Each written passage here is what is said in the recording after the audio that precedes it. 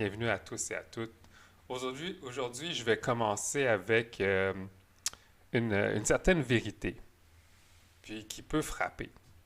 Chaque réaction que tu as, toi, face à l'argent, en fait, elle dit quelque chose. Et ce quelque chose, c'est ton identité. Parce que ton compte bancaire raconte souvent l'histoire que ton identité n'ose peut-être pas encore assumer. Ce que tu vis financièrement dans ta vie en ce moment, que ce soit peut-être des choses reliées au stress financier, au manque, à une certaine confusion, peut-être au sentiment d'être en retard par rapport à où tu croyais devoir être rendu financièrement dans ta vie aujourd'hui, ou même le fait d'être pris dans une gestion quotidienne de ta réalité financière. C'est pas nécessairement une preuve que tu es pas bon ou bonne avec l'argent. Il s'agit en fait d'une vérité plus simple, mais rarement enseignée. Ton système financier, en fait, il ne peut dépasser ton système d'identité. Donc, qu'est-ce que ça veut dire? Autrement dit, c'est que euh, tu gères ton argent à partir de l'histoire que tu crois être vraie sur toi-même.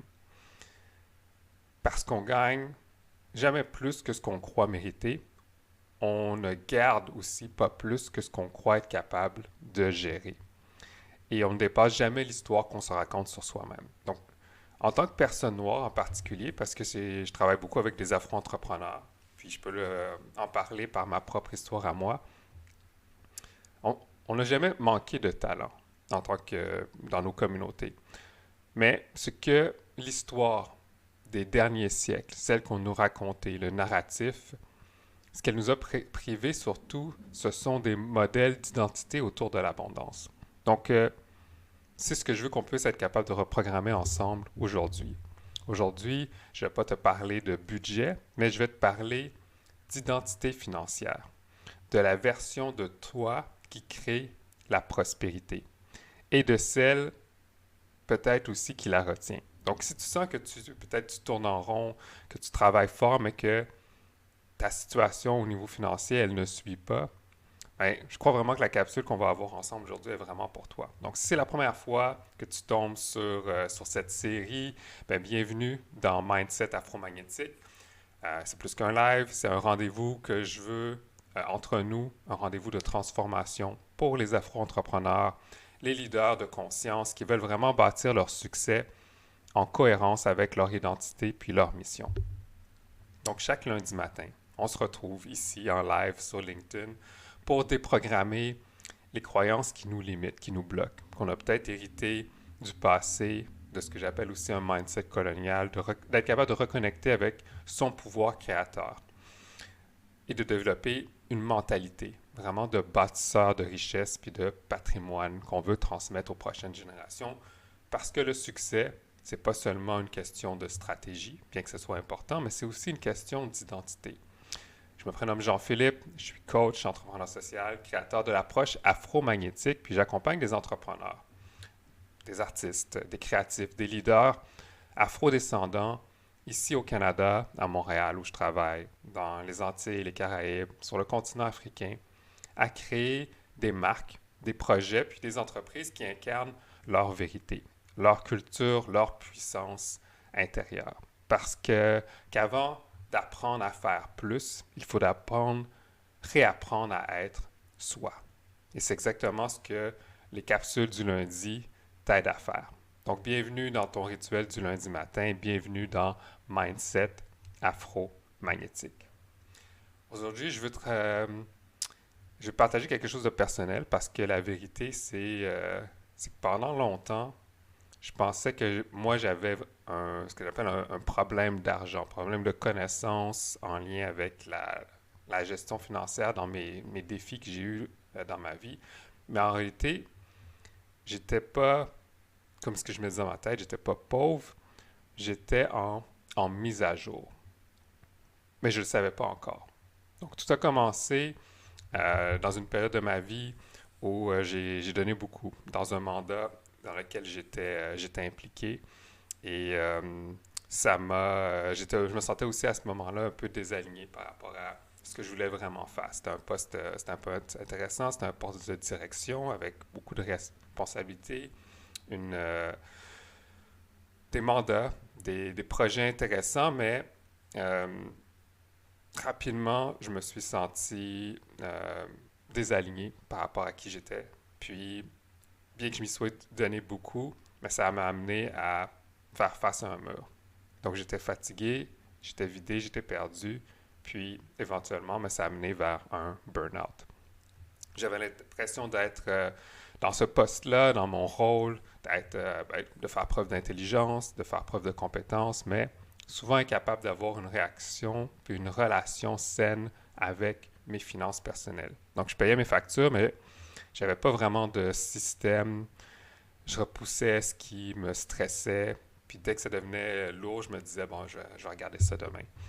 Donc, mais malheureusement, c'est peut-être le cas pour toi, demain n'arrivait jamais vraiment. Donc, c'est là que j'ai compris que j'avais pas juste un problème de chiffres parce que j'arrivais à gérer des chiffres quand il était question des autres, quand il était question de mon travail, des organisations, des projets. Mais j'avais un problème dans mon identité à moi en lien avec l'argent. Puis à cette époque, ben, quelqu'un m'a parlé du travail de deux auteurs qui s'appellent Brad et Ted Klontz. Puis ils m'ont fait découvrir le concept des money scripts. Donc, c'est les scénarios, dans le fond, inconscients qu'on répète depuis l'enfance. Puis ça m'a frappé comme un coup de poing un peu par rapport à mon identité en lien là. Puis en lisant leurs livres, ben, je me suis rendu compte que je correspondais à un profil précis qu'ils présentaient.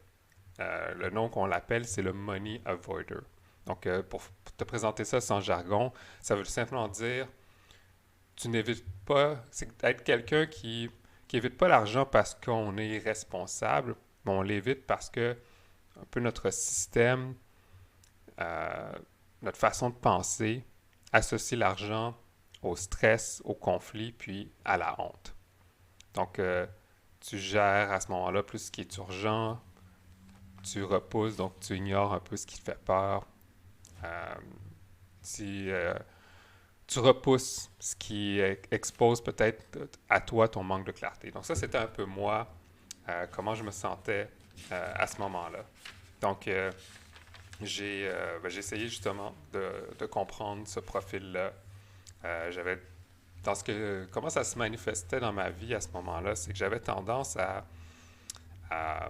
surdépenser souvent, mais surtout à sacrifier mon bien-être personnel pour les autres.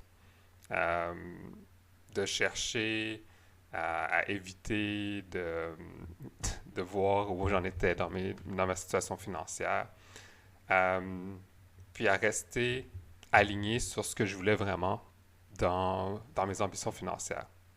J'avais intégré cette idée-là un peu à travers mon histoire que l'argent c'était mauvais, puis ça m'amenait tout ça à saboter mes propres objectifs financiers.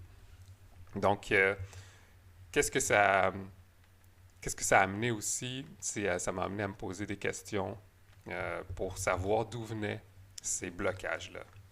Puis, de me poser des questions sur mon histoire personnelle.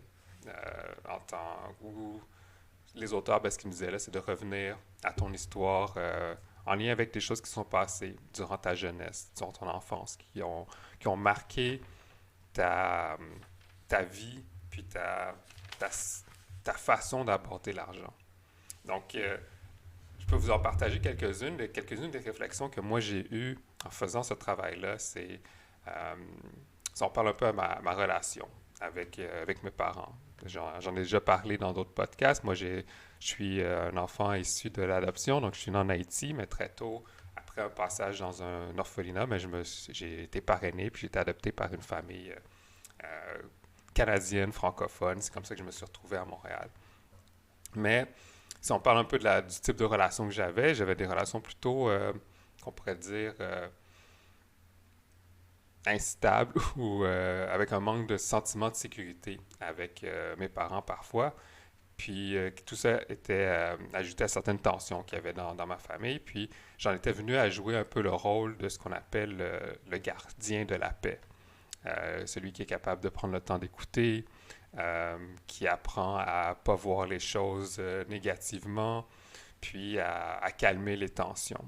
Puis c'était un peu le rôle que j'avais pris dans la famille. Puis ce que ça faisait aussi en sorte, c'est que j'avais déjà intégré cette idée-là que d'avoir tendance à m'oublier puis à oublier mes propres besoins. Euh, Aussi, ben, chez moi, ben, on parlait pas beaucoup d'argent. C'était plutôt le silence de ce côté-là, comme si l'argent c'était un peu dangereux. Puis, dans mon identité, le fait de grandir entre deux mondes, donc quelqu'un qui est né en Haïti, qui est adopté au Québec, ben, je me sentais toujours pris entre deux identités où je sentais toujours que j'avais besoin de prouver que j'avais ma place. Que, aussi que j'avais une sorte de dette à payer parce que j'avais eu cette chance, puis on me le rappelait souvent de la part d'autres adultes, d'avoir eu la chance de pouvoir grandir au Canada, d'avoir accès à l'éducation, à la nourriture, etc., etc. Puis, comme si j'avais... Ce que ça m'a créé comme sentiment, c'est que j'avais une sorte de dette à payer, puis que j'étais... que je me sentais toujours comme pas assez pour mériter ce que j'avais. Donc, ça a teinté ma relation par rapport à l'argent, le sentiment que je la méritais pas vraiment. Que ce soit l'argent, que ce soit le succès, que ce soit l'abondance. Donc, prendre le temps d'apprendre ça, euh, c'est c'est une des clés, c'est une des portes pour t'ouvrir vers davantage de clarté par rapport à ta relation avec l'argent. Puis pourquoi je te raconte ça, c'est parce que peut-être que toi aussi tu crois que ton problème c'est que tu es mauvais avec l'argent, mais en réalité, tu t'es pas vraiment perdu, tu n'es pas en retard, tu n'es pas inadéquat. Tu es peut-être juste en transition entre ton ancienne identité puis ton nouveau toi que tu as créé, ce que j'appelle ton toi prospère. Donc, c'est normal que ça brasse, c'est normal que ça gratte, si on pourrait dire. C'est normal aussi que ça vienne avec des peurs, par rapport à ce qui s'en vient pour ton futur. Donc, ce que ça demande, c'est une mise à jour. Ça crée toujours, parce que quand tu fais une petite mise à jour, comme tu le fais sur un ordinateur, des fois, ça peut créer un petit bug ou un petit ajustement au début. Et c'est ça que je veux te montrer aujourd'hui, que ton rapport à l'argent n'est pas un jugement, c'est une histoire. Puis c'est une histoire, mais ça se réécrit. Alors maintenant que, que je t'ai parlé un peu, que pour moi, d'où viennent peut-être mes schémas, peut-être des schémas dans lesquels tu t'es reconnu, on va se poser vraiment maintenant la vraie question, comment on reprogramme tout ça de façon concrète, accessible et alignée. Donc, avant de rentrer dans ce que j'ai envie de te présenter, ce que j'appelle les lois euh, de la richesse financière, ce que j'appelle les lois énergétiques de l'argent, euh, je ne veux pas qu'on parle d'ésotérisme, je veux qu'on parle plutôt de patterns psychologiques, de mécanismes qu'on crée à l'intérieur de soi, des façons dont ton cerveau, ton identité et tes habitudes créent tes résultats financiers et surtout de la manière dont tu peux reprogrammer ça avec l'approche que j'ai à ma place, que s'appelle l'approche codée. Parce que, comme je l'avais dit, la vérité, elle est simple. Tu ne vas jamais atteindre une richesse supérieure à ton image intérieure. C'est ton identité qui pilote tes résultats, pas nécessairement ta volonté ou le hustle que tu mets dans tout ça. Donc, pour ça, je vais te parler de quelques concepts clés. Le premier que je veux te parler, en fait, il y en a deux en particulier, c'est le concept dans ce qu'on appelle des blocages financiers. En anglais, on va dire les money blocks. Ce sont les croyances qui t'empêchent d'avancer. Elles viennent souvent de ta famille, de ta culture, de traumatismes financiers que tu as vécu, puis d'être un peu dans un état d'esprit de survie constamment. Par exemple, d'avoir des pensées que l'argent c'est compliqué, qu'on doit lutter pour chaque dollar gagné, que l'abondance c'est pas pour nous, c'est pour les autres. Puis de savoir que, d'avoir le sentiment que tu es toujours en train de perdre le contrôle quand c'est le moment de t'affirmer par rapport au prochain niveau de succès financier que tu as envie d'acquérir. Donc, ça, c'est un peu ce qu'on appelle les les blocages financiers. Donc, ces croyances-là qui t'empêchent d'avancer. Après ça, il y a ce qu'on appelle en anglais ton narratif financier, tes money scripts. C'est un peu la même chose, mais sous la forme d'histoires répétées que tu te racontes. Ce sont les phrases que ton cerveau, ta petite voix dans ta tête, des fois, va te répéter de façon automatique, même même quand elles ne sont pas souhaitées. Des petites phrases que tu vas dire à toi-même. Ah, je suis nul avec l'argent. Je vais encore gâcher cette opportunité-là ou ce projet-là. Je ne suis pas assez stable pour prospérer. Les autres y arrivent, mais pas moi. Ce sont des scripts qui tournent en boucle un peu comme un vieux logiciel. Et tant que toi, tu ne les décodes pas, ben, tu ne peux pas vraiment reprogrammer ce que j'appelle ton système financier intérieur. Puis c'est exactement le rôle de mon approche qui a trois étapes en particulier, qui est décoder. Donc décoder ces croyances-là, les reprogrammer, puis après ça, s'en libérer. Donc, c'est ce qui va m'amener à vouloir te parler de 4 lois financières principales. C'est un peu comme des fondements, des fondamentaux que j'ai envie qu'on explore ensemble pour la capsule d'aujourd'hui. La première loi, numéro 1, c'est la loi de ce que j'appelle de la perception créatrice. Donc, ce que tu regardes finit par te guider. Donc, si tu es dans une situation où tu sens que tu as constamment besoin de lutter pour gérer tes finances, ce qu'il faut à ce moment-là, on pourrait dire reprogrammer ou repenser, c'est que tu n'es pas en échec. Tu es juste dans un ancien regard sur toi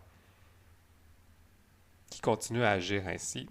Donc, tu ne vois pas encore la version de toi capable peut-être de gérer 10 000 ou 20 000 dollars par mois. Donc, ton système, ce qu'il fait, parce que c'est les pensées qui dominent dans ce que j'appelle ton narratif financier, bien, ton système crée des preuves pour ça dans ta vie. Donc, l'idée à ce moment-là, c'est d'intégrer des nouvelles pensées qui sont des pensées que je vois, qui sont dans la catégorie des pensées afro-valorisantes pour améliorer ta décision et ta perception créatrice autour de l'argent. Donc, ce que je pourrais te proposer, je pourrais te dire plutôt, c'est je suis en train d'installer des nouveaux standards financiers dans ma vie. Puis, ton cerveau, il suit toujours l'intention que tu lui donnes, pas tes peurs. Donc, mon regard crée ma réalité.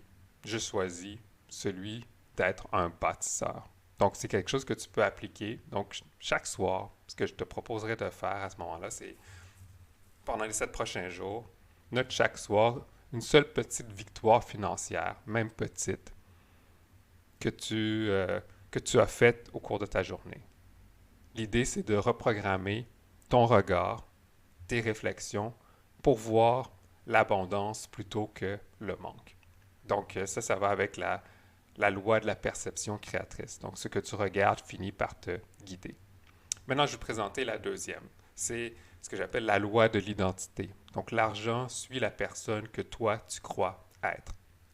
Donc, si tu constates comme quelque chose comme je ne suis pas encore la personne dédiée à mon plan de prospérité, ou que une autre chose qu'on fait souvent, c'est de se comparer. Tu te compares à quelqu'un que tu crois comme plus avancé, puis tu te dis pourquoi moi j'en suis pas encore rendu à ce niveau-là. Je dois dire que c'est quelque chose là que moi-même je lutte souvent, puis que j'essaie de travailler à me reprogrammer, puis que j'y arrive de plus en plus, puis c'est ce qui me permet d'avancer. Donc, la reprogrammation qu'on peut associer à ce moment-là, c'est que c'est comme si tu vivais une dissonance identitaire. Donc, la version de toi agit comme ta version passée. Donc, ton toi prospère d'une certaine façon, il attend que tu le rejoignes. Donc, l'idée, c'est de changer ça puis de te mettre sur une nouvelle fréquence identitaire pour toi-même. Donc, c'est là où tu te poses la question. Tu peux te la poser chaque matin. Comment moi j'agirais si l'argent c'était plus un problème, dans le sens si j'étais déjà rendu à la version de moi-même qui a la prospérité, qui a l'abondance que moi je veux vraiment. Donc puis pas juste le voir comme quelque chose qui va arriver dans le futur, mais de l'incarner aujourd'hui, de l'incarner maintenant. Puis, fais ton action de la journée, fais ton planning de la journée qui va correspondre à cette version de toi qui est maintenant rendue prospère. Donc, ton identité à toi, elle est souveraine. Donc, tu deviens la personne que ton héritage futur appelle, mais tu le fais maintenant. Donc, une micro-action que je peux te proposer en lien avec cette deuxième loi, c'est choisir un comportement, une façon d'être de ton toi prospère dans le futur, mais que tu veux mettre en place maintenant. Puis engage-toi à, à répéter ce comportement-là au moins 3 fois dans ta journée. Donc, exemple, des choses peut-être que tu remettais à plus tard, donc facturer le jour même ton client quand il a reçu son service. Dire non à une dépense qui n'est pas nécessairement nécessaire pour toi. Suivre de façon plus rigoureuse ton cash flow. Agir comme cette personne qui est en plein contrôle de sa vie financière, donc qui est capable d'attirer puis de gérer la prospérité que toi tu veux vraiment. Après ça, la troisième dont je veux te parler, c'est la loi de la neutralité émotionnelle. Donc, ta charge émotionnelle bloque ou peut libérer ta richesse. Donc, l'insécurité a été probablement, comme pour plusieurs personnes, ton environnement. Donc, ton cerveau a tendance à y retourner naturellement. Pas par sabotage, mais par familiarité. La familiarité d'être constamment en situation de stress financier. Donc, ce que tu veux, c'est ne plus être ce qu'on appelle un guerrier épuisé par le stress financier, mais tu veux devenir un bâtisseur serein pour le futur. Donc, ce que tu veux pouvoir être capable d'affirmer pour toi-même, c'est je n'agis plus dans la peur, mais j'agis maintenant dans la clarté.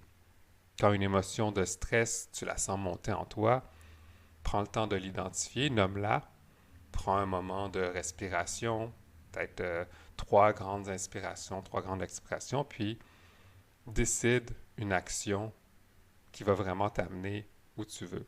Fais-le dans un genre de nouvelle neutralité émotionnelle, dans une action que tu prends dans le calme, ne plus te sentir en situation de survie et maintenant agis. La quatrième loi, c'est la loi de l'alignement. C'est penser, ressentir, décider puis agir dans la même direction. Donc avec focus, garder le cap. Donc, ton système nerveux n'est pas encore peut-être sécurisé par la discipline. Il cherche beaucoup à être en survie. Donc, l'idée, c'est de te mettre petit à petit dans l'action. Commence petit. L'alignement se construit vraiment par des petits gestes microscopiques. Puis tu te dis que tu es le gardien de tes choix. Donc, ton quotidien, c'est à chaque jour que tu fais les pas pour avancer. Donc, chaque jour, visualise ton toi prospère. Choisis une action, au moins une qui est alignée avec le plan financier auquel tu veux accéder, puis prends le temps de la célébrer à la fin de ta journée quand tu fais une action, quand tu as respecté ton budget, quand tu as atteint tes objectifs de vente, quand tu restes dans la clarté, quand tu t'affirmes, quand tu proposes tes services officiellement. Donc, ça, c'était 4 lois que j'avais envie de te proposer. Je te les répète rapidement. Donc, la première, c'est la loi de la perception créatrice. Ça veut dire ce que tu regardes finit par te guider. C'est en gardant le focus vers où tu veux t'en aller que tu vas réussir à avancer. La loi de l'identité. Donc, l'argent suit la personne que toi, tu crois être. Donc, si tu veux être cette nouvelle personne qui attire et gère confortablement la richesse que tu veux, mais c'est à toi de l'incarner, pas comme quelque chose qui va arriver dans le futur, mais dans quelque chose que tu veux faire maintenant. Une personne que tu incarnes maintenant dans tes actions, dans tes comportements, dans l'orientation que tu vas donner à tes actions. Donc la troisième, c'est la loi de la neutralité émotionnelle, c'est-à-dire chaque chose qui va t'arriver dans la vie, tu peux les voir en termes de défis ou d'opportunités, puis c'est en étant dans un état de calme, où tu ne laisses pas ton cerveau t'amener dans la panique ou dans la peur. Tu prends des moments de recul. Puis là, je t'invitais à ce moment-là à faire une respiration pour te recentrer, pour après ça être capable de prendre action dans un état d'esprit de calme, puis de sérénité et de clarté. Puis finalement, c'était la loi de l'alignement. Donc, être capable de penser, de ressentir, de décider, puis d'agir pour t'en aller dans la direction que toi, tu veux vraiment. Puis de le faire une étape à la fois, commencer petit avec des micro-engagements, prendre le temps de t'aligner avec une action claire à chaque jour qui t'amène vers ton plan financier, ton plan de prospérité, puis de prendre le temps de le célébrer. Donc voilà, toutes ces lois, en fait, c'est pas des questions, c'est pas du mysticisme. Elles sont pratiques, elles sont psychologiques, donc ancrées dans la neuroscience, puis elles peuvent être mesurables. Elles suivent le principe simple que j'utilise avec Coder, c'est décoder ton ancien système, reprogrammer ton identité, puis libérer ton potentiel financier. Puis à partir de là, ton système financier devient une extension de ton identité, pas une lutte au quotidien. Donc, avant qu'on se quitte, je vais te laisser avec encore une fois, avec une vérité simple, mais qui change tout. C'est que ton argent ne change pas quand tu travailles plus dur. Elle change quand ton identité à toi, elle change. Parce que ton identité, elle influence tes pensées influencent tes décisions, puis tes décisions finissent toujours par façonner les résultats concrets que tu vas voir toi dans ta vie. C'est ça un peu ce que j'appelle l'harmonie financière. C'est un système intérieur qui est clair, qui est enraciné, qui est aligné, qui va te permettre à toi de bâtir ton prochain niveau de succès, mais de le faire surtout dans la paix, pas dans la panique. Donc, d'amener par la même occasion beaucoup plus d'énergie naturellement dans tout ça. Donc, de créer dans la posture, pas dans la survie. Donc, si cette capsule t'a parlé aujourd'hui, je t'invite à t'abonner, à la partager avec un autre bâtisseur qui a besoin d'entendre ça. Puis rejoins-moi chaque lundi pour ton rituel de mindset puis d'énergie consciente. Puis si aujourd'hui tu sens que peut-être que tu es prêt à clarifier ton identité financière, à sécuriser comment tu te sens au niveau de ton système nerveux, du stress, à installer des nouveaux standards de prospérité, à devenir la version de toi qui avance sans s'auto-saboter. Et si tu sens que c'est ton moment à toi d'élévation, je t'invite à réserver une session stratégique personnalisée avec moi. C'est une rencontre qu'on fait en privé pour clarifier ton identité de leader à toi, identifier ce qui te bloque dans ton expansion, puis créer une feuille de route concrète pour aligner ton message, ton énergie, tes offres si tu es dans le domaine de l'entrepreneuriat. Tu vas pouvoir repartir avec une nouvelle clarté, celle qui va vraiment transformer tes projets en mouvement. Donc, le lien, tu vas pouvoir le trouver sur mon profil puis en description. Donc, merci beaucoup d'avoir été là. À lundi prochain pour une nouvelle capsule de mindset afromagnétique parce que ton abondance, elle commence d'abord en toi et tu n'as pas besoin de faire ce chemin tout seul. À très bientôt et merci beaucoup.